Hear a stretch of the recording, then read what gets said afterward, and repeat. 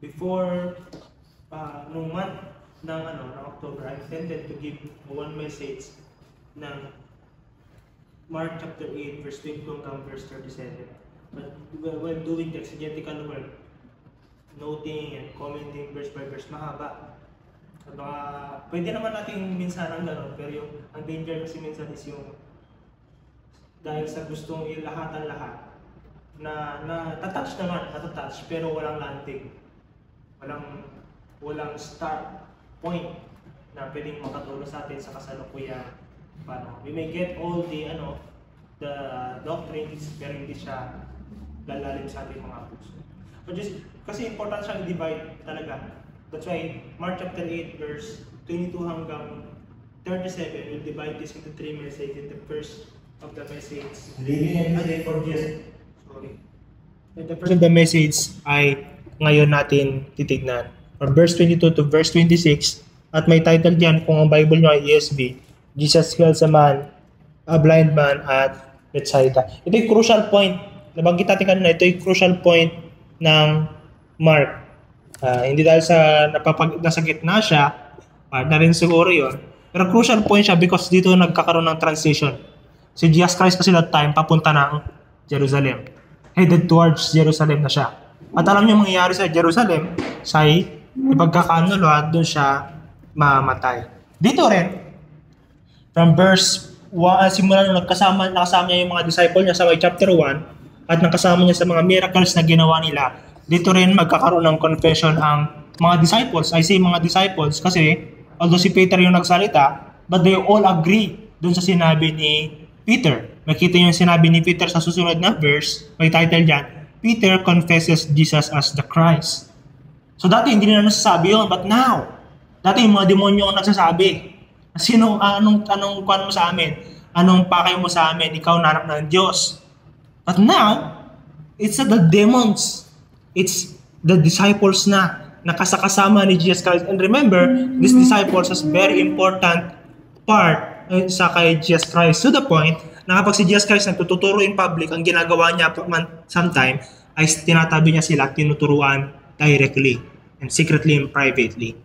So very important yung confession ni Peter diyan. But still, all their understanding of Jesus Christ being Messiah is tied up to what we have seen beginning ng chapter 1 hanggang chapter 8. Yung chapter 8, verse 1 hanggang verse 21, which is what?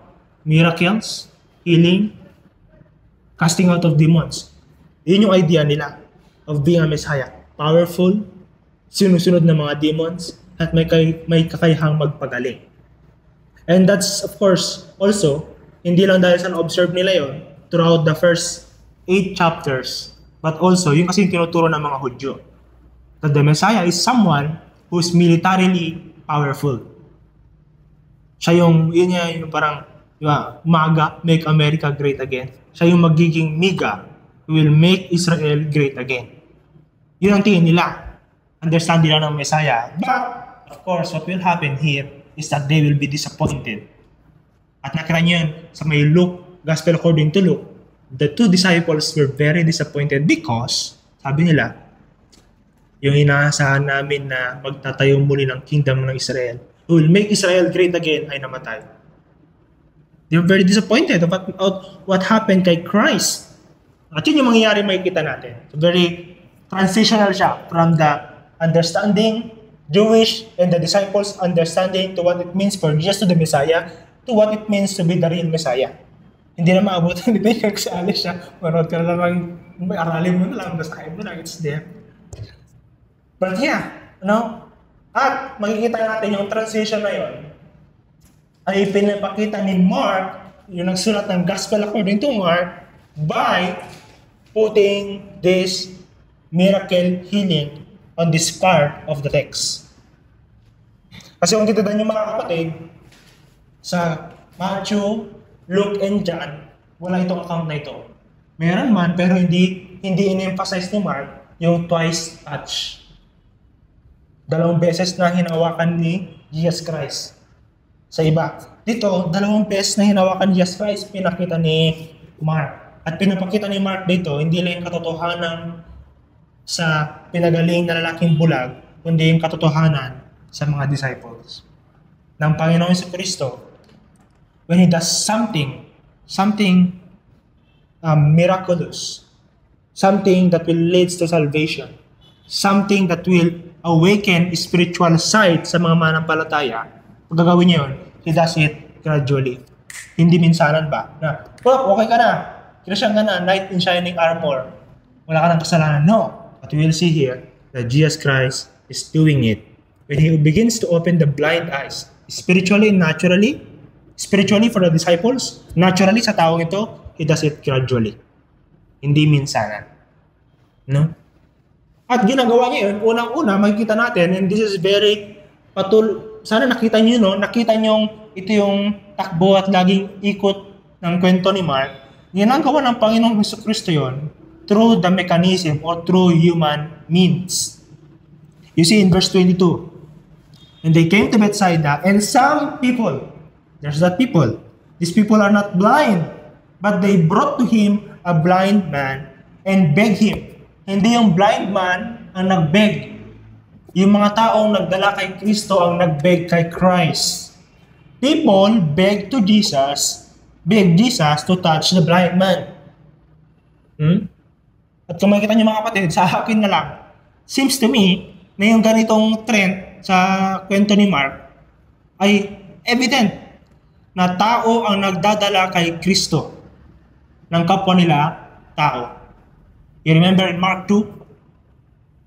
In Mark 2 chapter 1 verse 12, chapter 1 hanggang chapter 2 verses 1 hanggang 12, kung saan dinala ng mga tao, dinadala ko, apat yun ba, na nagdala ng isang paralitiko kay Christ. Kaya nung punong-puno yung bahay, wala silang madarang, binutas nila yung bubong. Para may dala lang itong paralitikong taong to kay Kristo.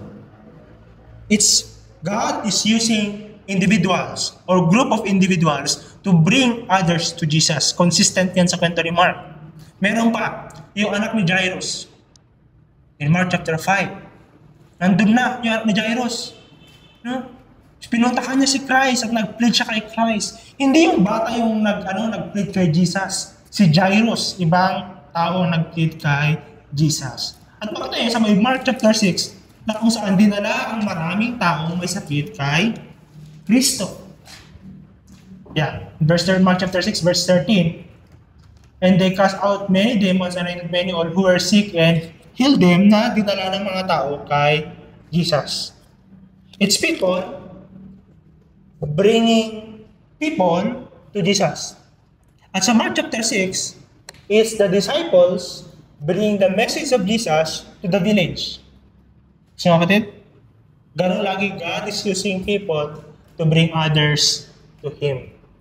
And you see, nakikita natin dyan na direct application agad na true concern to other people means leading them to Jesus or to places wherein they might encounter Jesus.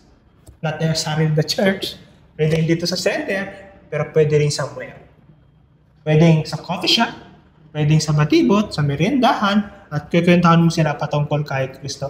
I watched a reel, FB reel or YouTube shorts at yun, and I cannot remember na.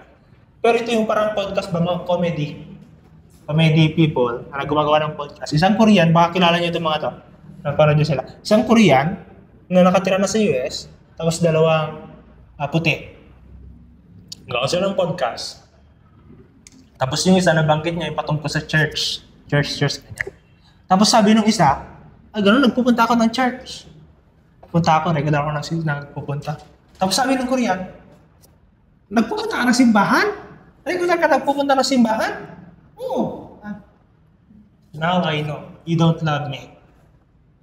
You don't want me to be saved. Sabi ng Korean, totoo yan, pero comedy yung kanilang genre. You don't want me to be saved. Bakit? Bakit di mo ko niyaya sa simbahan? Minsan, hindi mo pa ko niyaya sa iyong simbahan. Sinabi ko sa'yo, alas 8. Pero di mo ko niyaya. Sinabi mo, alas 8. Ayan, reflect. Comedy siya na movie. So, totoo yun, real na, pero tawa-tawanan yung kailang mga content. At yeah, may kanta nga, si Ilocano, nung bata ko naalala ko, di mula imbaga ni Jesus kanyak, inaldaw ag kita ta, inaldaw ag sapat ta, di mula imbaga ni Jesus kanya. May English version yan pero mas nalala ko Ilocano. Di mula imbaga ni Jesus kanya. You see, if you want other people to have their eyes open or experience the loving relationship with Christ, it's necessary on your part to be the bridge. You might be the only bridge na pwede lang ma-encounter ang Panginoong Jesucristo. Hindi tayo nagliligtas Hindi rin tayo ang dapat palakpan kapag sila'y nailigtas. Pero tayong ginagamit ng Panginoon. We don't save people, but we bring people to the one who can save them. At makita niyo mga kapatid yung ginawa ni Jesus Christ. No? Sa kwento, dinismiss niya yung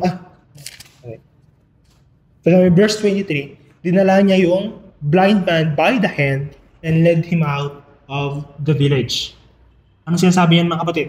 Ating Panginoon Jesucristo, again, as consistent as He is, beginning nung nagsimula ang study natin sa Mark, hindi siya gumagawa ng miracle for fame. Hindi siya gumagawa ng miracle para makilala siya. Ginagawa niya yun because of concern and compassion. Naalala niyo yung pagpapakain sa maraming tao? Nung nakita ni Jesus Christ sa mga tao, out of compassion, He felt compassion for them. Kaya pinakain niya sila.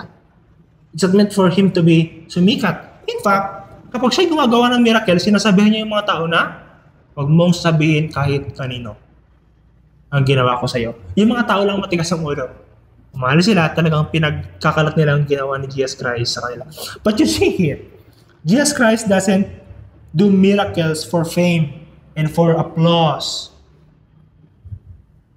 Ginagawa niya ito out of concern. He reveals Himself, actually mga kapatid, sa mga tao in a close and intimate setting. You remember the situation nung siya sa Mark chapter 3, natapos na natin, nung nagkukwento siya ng mga parables, ang ginagawa niya, nung i-explain niya yung meaning ng parables, isa-separate niya yung kanyang mga disciples, and then dun niya sasabihin. Revelation is always intimate and personal.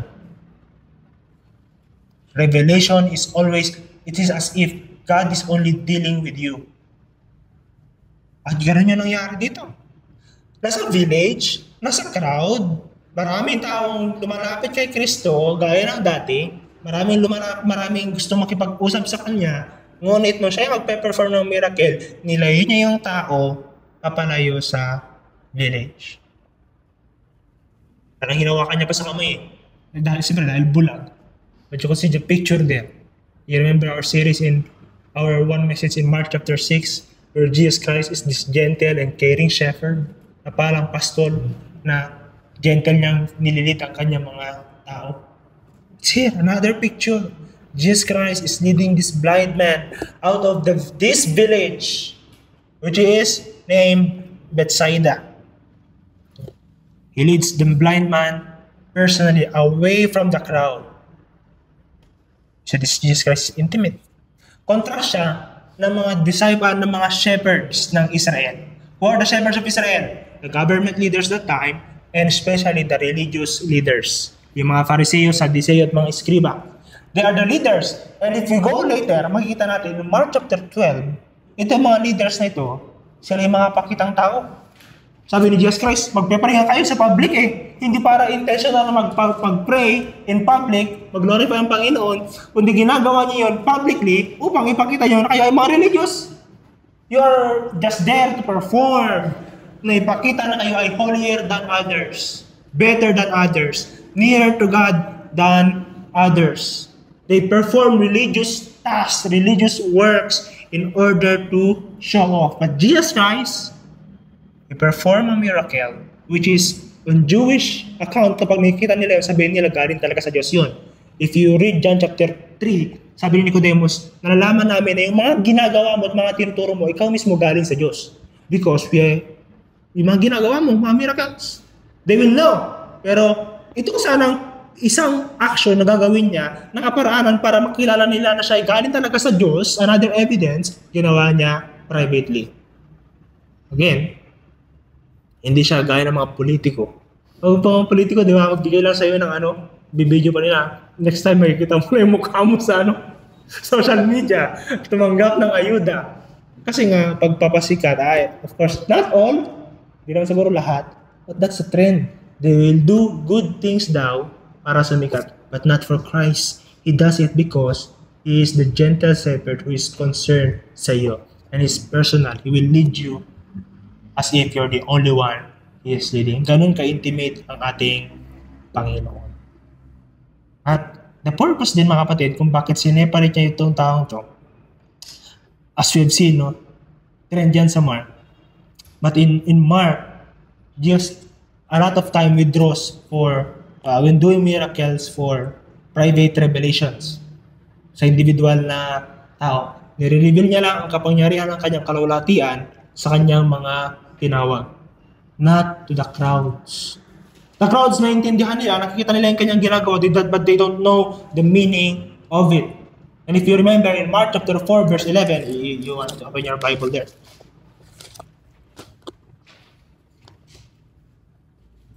Mark chapter 4, verse 11, sabi ni Jesus Christ, and He said to them, to you has been given the secret of the kingdom of God. For those outside, everything is in parables. They know, naiintindihan naman nila, pero hindi nila mag-gets kung ano talagang sinasabi ng kanilang napapakinggan at kanilang nakikita. Because revelation is intimate and personal. Pangatlo makikita natin, mga kapatid, sa may verse 23 to 25 pa rin. Kadugtong pa rin verse 23. Makikita natin dyan yung two-touch miracle. The only miracle mentioned that needs twice touch from Jesus in all of the gospel narratives, Matthew, Mark, Luke, and John. Ito lang yun. Now, tanongin niyo si Mark, bakit? Bakit mo kailangan i-emphasize dalawang beses tinouch ni Jesus Christ yung bulag na lalaki? Well, una, hindi para ipakita na si Jesus Christ ay weak. As we have seen how powerful He is. Sabi niya, tumigil ka. Tumigil yung hangin, yung bagyo at yung alon. Lumayas ka, sabi niya sa demonyo, na libo-libo, demonyo, umalis sila, nagpunta sila sa mga baboy. Isang touch lang, gumagaling. Isang tingnan lang sa langit at sa pagkain, napapakain ng mga libo-libo. Obviously, this is not a picture of how weak Jesus is. Tandaan niyo, mga kapatid, na kailangan niyang dalawang beses i-touch. No. But then again, it's another, sabi natin, picture, a parable of what's happening sa mga disciples niya at that time. Because again, susunod agad dito yung kwento patungkol sa confession ni Peter. And next Sunday, we will see that gaano siya ka-relevant dito sa kwento. But we will see here. This is a picture of God, itong ginawa ni Jesus Christ dito na intentional nilagay ni Mark at wala sa ibang mga gospel narratives. Nilagay ni Mark to tell us and give us a picture of the gradual spiritual understanding na binibigay ng Diyos sa mga disipulo niya. Hindi lang sa mga disipulo, pati sa mga Christian. So you see, the nature of spiritual revelation dito, mga kapatid, one, it's gradual. Pangalawa, if we want to use it, the doctrine of sanctification, yung pagpapalinis sa atin, tinatawag din yan na progressive sanctification. Meaning, pag sinabing progressive sanctification, unti-unti kang pinapabanal ng Panginoon. Hindi minsanan. There's a group of Protestant Christians na naniniwala sa absolute holiness. Absolute holiness. Isabihin ko na lang, i-define ko na lang. Naniniwala sila na pwede kang maging banal at sinless at the moment. Pwede kang maging holy here on earth. But the Bible, and of course, sa traditional Protestant na Christian or Reformed, hindi. You cannot be holy as you ought to be here on earth, but you will gradually be holy.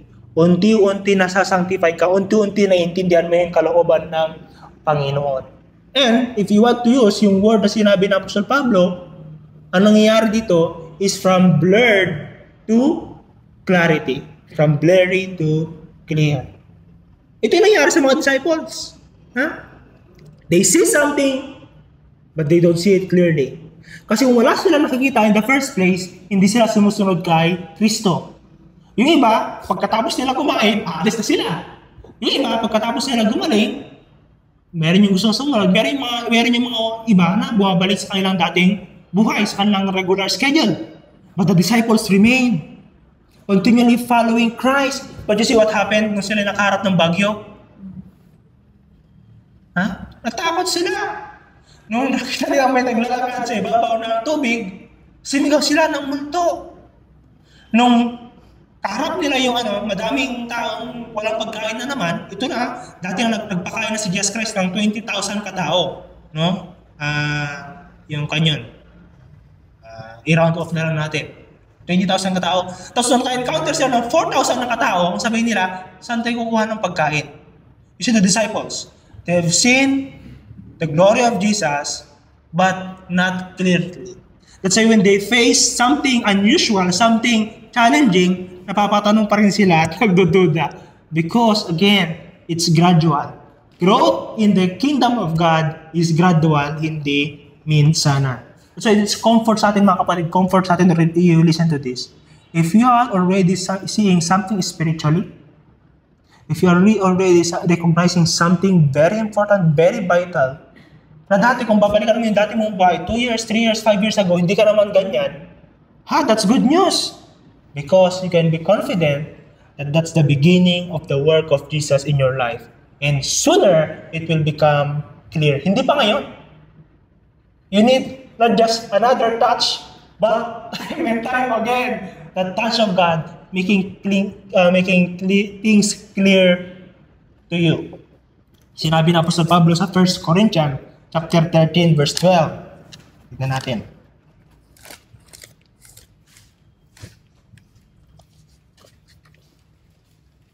First Corinthians chapter 13 verse 12.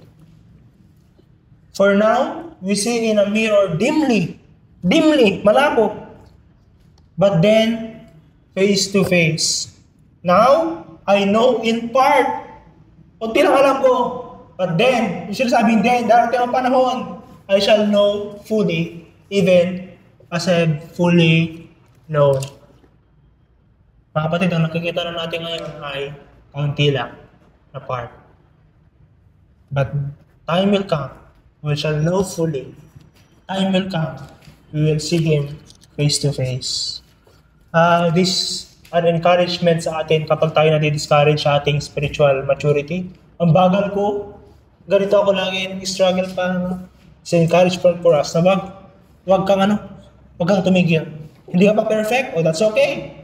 Because the fact that you see something means that Jesus Christ already touched you. And the Bible tells us in Philippians chapter 1 verse 6 na anong sinumula ng Panginoon, Kanyang tatapusin. So if you see something, that's a good news that God has started the good work in you. Now in verse 26, same text,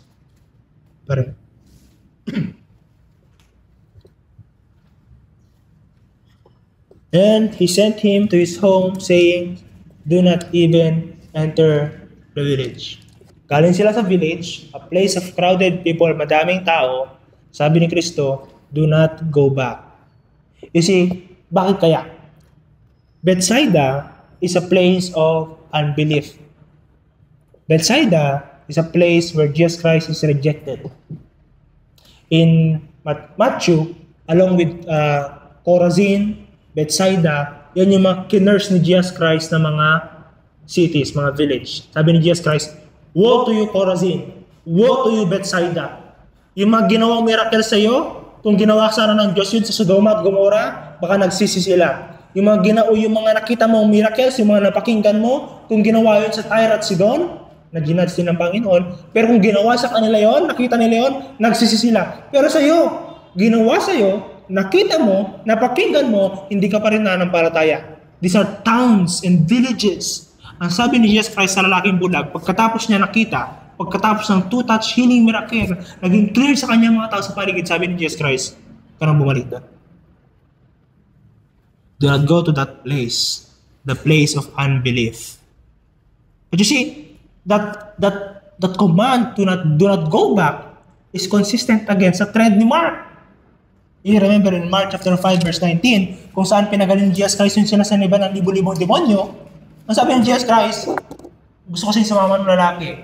Gusto sumama ng lalaki kay Jesus. Sabi ni Jesus Christ, no? Umuwi ka at sabihin mo sa iyong mga kamag-anak ang ginawa ng Diyos sa iyo. Go home! Go home to your friends! Go home and tell them how much the Lord has done for you. Do not go there. Go home to your friends. To the people who knows you.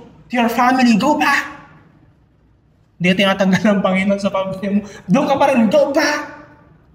And tell them, show them what the Lord has done for you. As for this blind man, ang ipapakita niya, nakakikita na siya. Meron na siyang mata na nakakita.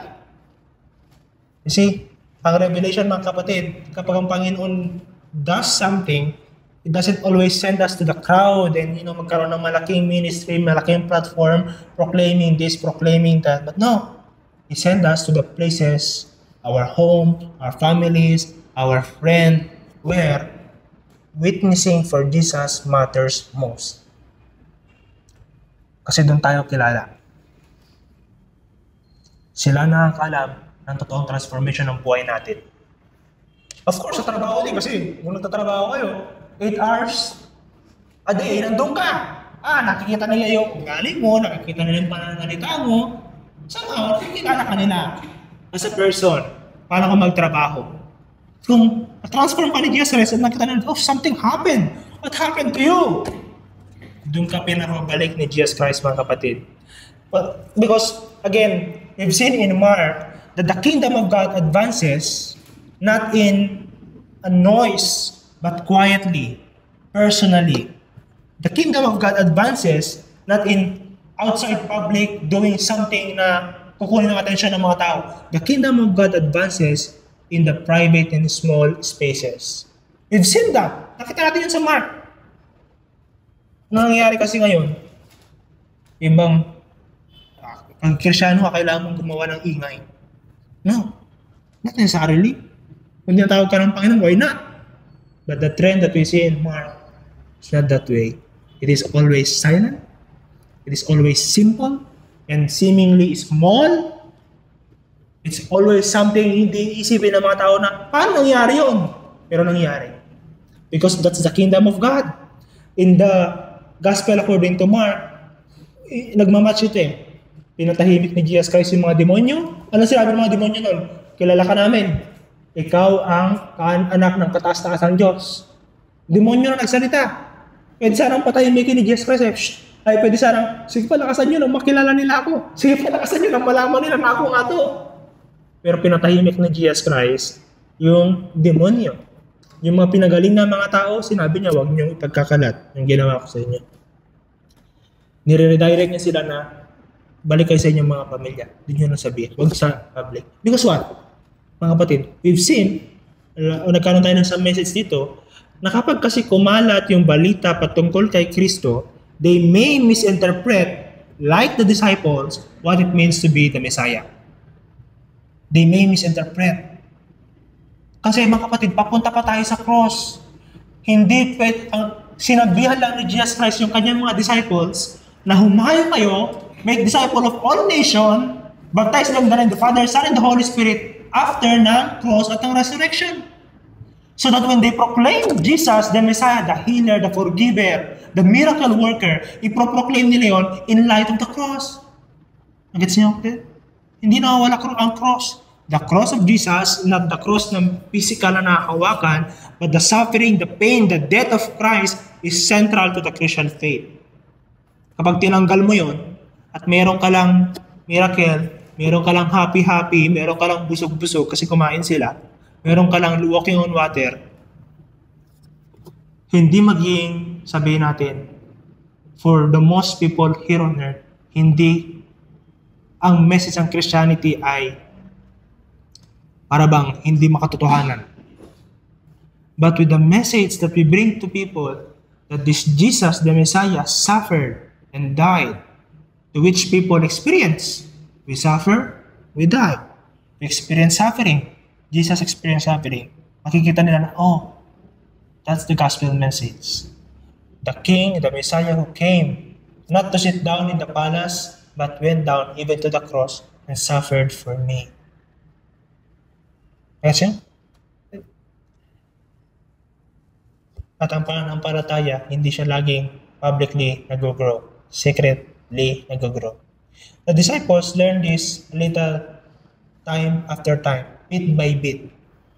The longer they are with Jesus, the more they understood. Makikita natin yun next Sunday na alam na nila, Jesus, you're the Messiah. You are the Christ. Pero hindi pa nila alam yung what it means to be a Messiah. They need the second touch. Which is para ma-acknowledge sila that the Messiah na sinasabi ni Jesus Christ, dito mga kapatid, the Messiah in verse 31 must suffer. I like the word must and we'll emphasize that next Sunday. The word must, kinakailangan, ibig sabihin hindi mo pwedeng talikuran. The word must is a necessity. Ibig sabihin, para bang pag sa pagkain, kapag wala yun, hindi kompleto yung kung ano mang pagkain niya. Kung sinigang at walang asim, hindi yung sinigang. Kung gospel at walang must suffer, kung sinasabi yung pinoproclaim natin ang gospel pero walang cross, pinoproclaim natin ang gospel kung walang kamatayan ni Kristo, it's not the gospel. That's why Jesus Christ says, tama ka, you acknowledge me as the Messiah, that's good, but I tell you, the Son of God, the Messiah must suffer. Something kailangan nila on the second touch, spiritually speaking. Now, how do you apply this mga kapatid sa ating buhay? Sa ating daily walk with Jesus. Una, walk with Jesus as closely as you can. Na siya nagsimula ng gawain niya sa iyo at tatapusin niya ito. Pangalawa, our Jesus that we see in the Gospel of Mark is not in hurry. Ikaw lang yung nag-aapura pero siya hindi. Ikaw lang yung impatient but siya hindi. Jesus is patient. Before we begin, before pa yung siya nakilala, is patient with you. That's why this is an invitation for you to be patient with your spiritual growth. Again, mga kapatid, pag sinabing be patient with your spiritual growth and challenges, hindi ito tap sa yung balikat na okay lang natamad ka sa yung spiritual discipline. Jesus is patient with you. No. This is not tapping your shoulder kung tamad kayo sa Christian faith, but it's an antidote or deterrence sa despair o kawalan ng pag-asa. Ganito na lang ako. I lost hope. No, that's an attitude. When you see that Jesus Christ is patient with you, you will not go that desperation, that hopelessness. Because Jesus is patient and caring sa inyo. At pangatlo mga kapatid, do not evaluate yourself based on your current spirituality. Magandang examine ang sarili for the purpose na alam mong pupuntahan mo at lagi magpasalamat sa Panginoon kasi nandiyan ka ngayon. But always look at yourself to where you are going. I'm going there. The place of clarity. The place where I will see Jesus Christ face to face. Hindi na blurred, kundi clear ko na siyang makasama. Wala na yung struggle, kundi punong-puno ng kagalakan sa piling niya.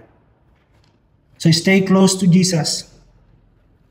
Be away from distraction. Gaya nitong lalaki ito na nilayo ni Jesus Christ sa village so that he can reveal more and more of himself and go home where witnessing matters most. Mga kapatid, like the blind man. Again, emphasis natin, nabanggit ni narinig ko lang sa sharing namin sa small group, sa father ni Bro Gian. Ginamit niya ulit yung Book of Acts. Narinig ko one time na sabi niya, my first mission is my family. I go there and witness to them. Show the love of Christ sa kanila. Not kung family man, that you are also a student, to your classmates, to your friends, to your office mates. Mga kapatid, again, dapat natin maintindihan that the blind did not heal himself. He didn't even find Jesus Christ on his own. Paano yung makakatagpo si Jesus Christ? Bulag yan. Somebody, someone some group of people brought him to Jesus. At ang ating Panginoon Jesucristo, mga kapatid, patuloy pa rin siya nagpapagaling ngayon ng mga bulag. At patuloy niya pa rin silang nililid by the hand. Ginagawa niya yun hanggang ngayon. Sinasabi ng Philippians chapter 1 verse 6 na he who began a good work in you will finish it until the day of the Lord Jesus Christ. So mga kapatid, you may not see everything yet. But if you see something, press on, padayon. Because if Jesus Christ touched you once, He will touch you again and again to make things more clear sa iyo. Remember that the spiritual sight, spiritual understanding begins not with your touch of Jesus, but of Jesus' touch sa iyo. At yung clarity ng kanyang mga bagay-bagay na nire-reveal comes by gradually walking with Him closely. You want to understand more and more yung plano niya sa buhay mo, plano niya sa mundo, yung kanyang kadakilaan, walk closely with Jesus. Tayo manalangin.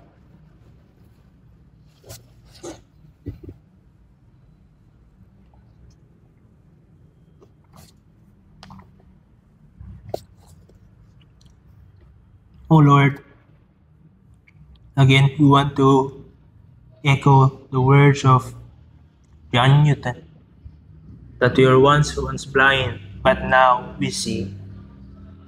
Then again, we see in part. That's why there are those times of impatience, of murmuring, times of discouragement, times of wanting to give up, because we only see in part. Panginoon, patawarin niyo kami sa aming faithlessness. Binigay mo ng iyong mga salita at nagbibigay sa amin ng kasiguraduhan ng iyong mga pangako na darating ang panahon that you will reveal all things, at you will make things clear. Nakakalimutan namin to at mas nagpapadala kami sa aming nararamdaman, sa aming narinig sa iba, sa aming paligid at hindi sa iyong mga salita. Tawarin niyo po kami. Panginoon, bigyan niyo kami ng mata na walang ibang tinitignan kundi si Kristo, ng tenga na walang ibang pinapakinggan kundi boses ng aming dakilang pastol na nagbigay ng buhay niya para sa amin. Bigyan mo kami ng puso na tumitibok lamang para sa Kanya, para sundan siya, saan niya man kami ilid. Tulungan mo kami, gawin mo ito para sa amin. Sapagkat kung sa amin lang, Panginoon, oh, we are afraid. We may lose track and get away from you. Thank you, Lord, again for your word. Thank you. In Jesus' name, amen.